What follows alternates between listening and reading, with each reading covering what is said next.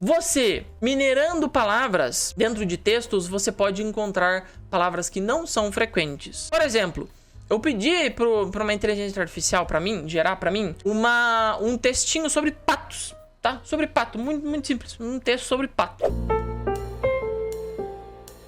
Imagina que você está lendo então um texto facilitado para idiomas sobre patos. E aí você encontra a seguinte expressão: ducks, tá? Ducks significam patos. Ducks are aquatic birds, né? Patos são pássaros aquáticos. E aí você olha essa expressão, poxa, mas que legal, né? Aquatic birds. Adorei essa palavra, aquatic birds, essa expressão. Vou salvá-la dentro do meu Enki porque eu não sabia. E aí você fica revisando na lista de ouro, no Enki.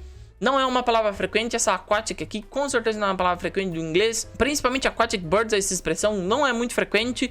E aí você direto esquece essas palavras, nunca usa. Você gasta seu tempo, a sua energia para tentar aprender e memorizar essas palavras. E aí acaba que você não tira muito proveito daqui. No Brasil se chama minerar, tá? Minerar palavras, mas eu aprendi como coletar, tá? Coletar palavras em textos, etc. Você não deve coletar palavras se você tá lendo material genérico, tá? E o que é material genérico? Cara, material de cursinho, material de textinho facilitado para idiomas, notícias gerais, dicionários, post de blog que você não gosta dos temas. Esse aqui, por exemplo, um texto sobre pato, cara, a não sei que você seja um biólogo marinho ou, né, um cara da biologia que tua especialidade é pato, não salve palavras daqui, porque você vai ter muitas palavras que não são frequentes, como no caso, aquatic birds, tá? São palavras que não são frequentes, então você não deve começar a coletar palavras em textos a esmo que você encontra na internet. E em cursos também. Você só deve coletar palavras ou minerar palavras quando você está lendo materiais específicos de dois casos: gosto pessoal e da sua profissão. Então imagine que você está lendo um texto, eu abri esse aqui do VentureBeat. Você é um profissional da tecnologia, você está lendo um texto, por exemplo, sobre Databricks, tá? Aí a frase diz o seguinte: Databricks and Hugging Face have collaborated to introduce a new feature, né? Essas duas empresas colaboraram para introduzir uma nova opção that allows users to create Hugging Face datasets for Apache Spark Data Frame. Então, reuniram para criar uma opção nova para que você consiga criar uma Hugging Face dataset, um conjunto de dados para uma determinada aplicação. Você lê uma expressão dessa aqui, imagina que você é um profissional da tecnologia, você não sabe o que significa dataset. Poxa, dataset é uma palavra muito interessante para você salvar. Por quê? Porque ela é frequente no seu reino, ou seja, frequente nos seus gostos pessoais ou na sua profissão. Então você só deve coletar palavras em dois momentos específicos. Momento número 1, quando você está consumindo material que você tem gosto pessoal, né? Gosto pessoal, e que você está consumindo material do seu trabalho. Aqui sim você pode coletar palavras. Quando você está consumindo material genérico para aprender idiomas, notícias, etc, tá tudo aqui fora, você nunca deve coletar palavras em textos, tá? Porque isso vai fazer com que você possa acabar caindo em armadilhas, pegando palavras que não são frequentes, e aí você acaba atrasando muito o teu nível de estudo, tá bom? 5. Por onde começar, né? Então você já sabe que para começar a ler tem os passos preliminares. 1. Ouvir todos os dias. Evitar subvocalização. 2. Aprender palavras frequentes todos os dias para que a leitura solidifique. 3.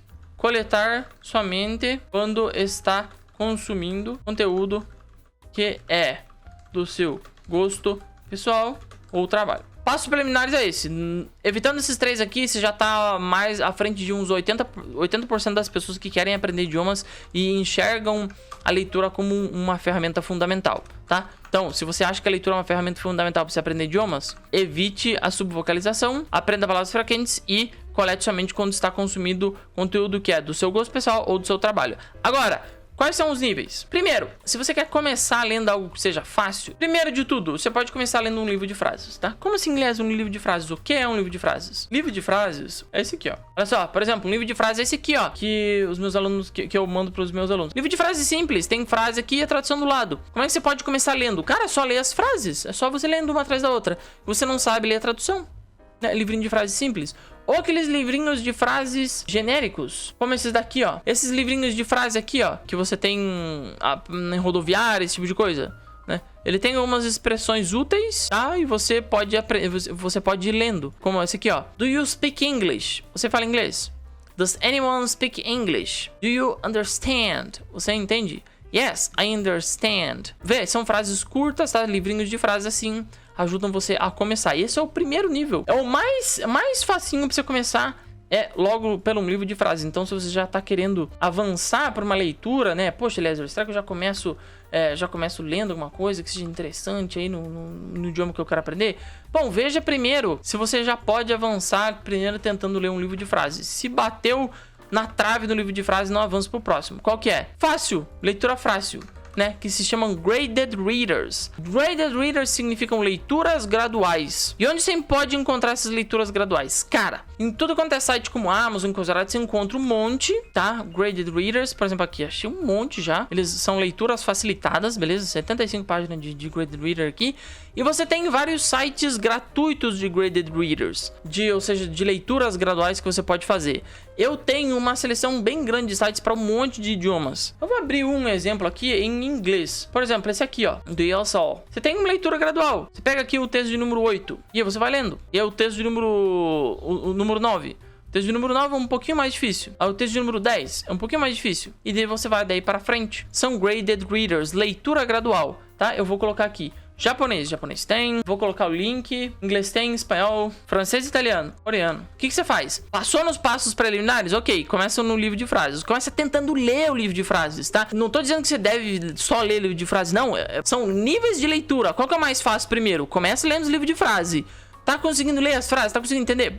Por exemplo, vou abrir um livro de frase. Vou abrir um livro de frase em japonês. Vou abrir um livro de frase em japonês. É a leitura mais fácil que tem pra você começar no japonês. Cara, se você bate aqui, por exemplo, aqui, ó. Bateu aqui. Mano, o que significa isso aqui? O que significa isso aqui? Isso aqui. Pô, eu não consigo ler. Cara, isso aqui é bem simples. Se você não consegue ler isso aqui, evidentemente você não pode passar para Graded Readers. Você tem que aprender um pouco mais de vocabulário para tu conseguir passar dessa primeira fase. Então, comece lendo livro de frase. Livro de frase bem facinho, tá? Com frasezinhas, tradução, etc. Beleza? Começando a leitura pro livro de frase. Depois, Graded Readers, tá? Essas leituras graduais. Muitas vezes, esses Graded Readers podem ser livros, podem ser posts de blog, tem um monte de tipo de conteúdo, tá? Sobretudo textos que contêm um áudio, tá bom? Eu particularmente mandei fazer vários pros idiomas que eu tenho suporte lá dentro da comunidade, porque eu acho que isso aqui é bem importante, tá? Essa parte aqui é bem importante. 3. Mangás e HQs. Passou um tempo aqui, já começou a ficar fácil, começou a ficar chato. Passa pra mangá e HQ. Mangá mesmo. Mangá de japonês e coisa nada. HQ é quadrinho mesmo. Mangá, sim, tem 1 bilhão de sites que você pode ler mangá, cara. 1 bilhão. Legalmente, ilegalmente deve ter 2 bilhões, certo? Mas acho que legalmente, assim, os negócios é meguíssima barato, tá? Não dá mole, velho. Não dá mole, os bagulho é barato pra cacete, tá? Desculpa falar até palavrão, mas tem uns caras que me estressam, mano. É quase de graça hoje em dia tu ler isso aqui legalmente. HQ é a mesma coisa, tá? HQ são quadrinhos, cara. Se você não gosta de mangá que eu digo que é o japonês, coreano, manhwa, que é o coreano chinês, vai pros HQs então, que são quadrinhos, né, sobretudo pro público europeu. Vão passar pro próximo nível aqui, que é o seguinte: depois que você passou um tempo lendo mangá, etc, e quadrinhos, aliás, mas eu não gosto, né, tipo, a pessoa mais séria, né, tipo, nossa, cara, eu sou um empresário, vou ficar lendo mangá, quadrinhos, esse tipo de coisa. Cara, vou te falar bem sincero, pra você dar um passo daqui pra cá, sem passar por aqui, você vai penar um pouquinho. Tem como fazer? Tem como fazer, mas você vai penar um pouquinho, tá? Prefiro que você passe por aqui. Cara, fica uma semaninha. Faz esse esforço, abençoado. Não, assim, os caras não só escrevem, eles também desenham, né?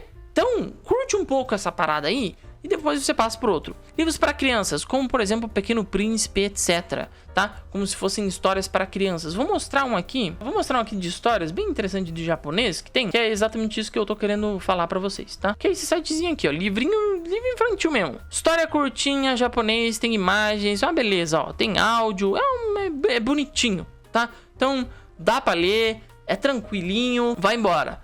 Beleza? Então, um livrinho pra criança, sobretudo de Pequeno Príncipe, esse tipo de historinha, dá pra você começar a ler depois que você pegou uma... Mas não é... Aqui já não é mais facilitado, né? Pá, a linguagem mais facilitada pra quem tá aprendendo idiomas. Não, aqui já é já é conteúdo feito de nativo para nativo. Tudo bem que os nativos são pequenas crianças, mas ainda funciona. Quinto nível. Depois de você passar um tempinho aqui, ler pelo menos 1, 2 livrinhos aqui, pode tentar já passar para cá. Como? Gosto pessoal, produtividade, empreendedorismo, tá? Gosto pessoal é sobretudo daquilo que você mais gosta. Cara, gosta de tecnologia, etc. Pode começar a procurar blogs, sobretudo, pra você ver isso aqui. Produtividade, por que estes tópicos? Por que estes tópicos? Produtividade, empreendedorismo e marketing. Esses 3 últimos tópicos aqui podem não ser do teu gosto pessoal, mas estes 3 tópicos aqui são campeões em escrever livros para o grande público, tá? Grande público que eu digo a massa, que somos nós. Produtividade. Todo mundo que escreve sobre produtividade e hábitos escreve fácil. Empreendedorismo, mais fácil ainda. Marketing, os caras do marketing são um pouco mais complicados, mas ainda é fácil, tá? Por quê? Porque esses caras, eles querem atingir o grande público, tá? Então, o grande público, você precisa escrever de uma maneira simples para atingi-lo. Não é todo mundo que sabe o que é bril, o que é sine qua non, o que é finesse, né? Então, os caras têm que escrever simples para atingir a massa. Então, gosto pessoal e estes outros tópicos aqui que são tópicos simples, que as pessoas escrevem de uma maneira simples. Beleza?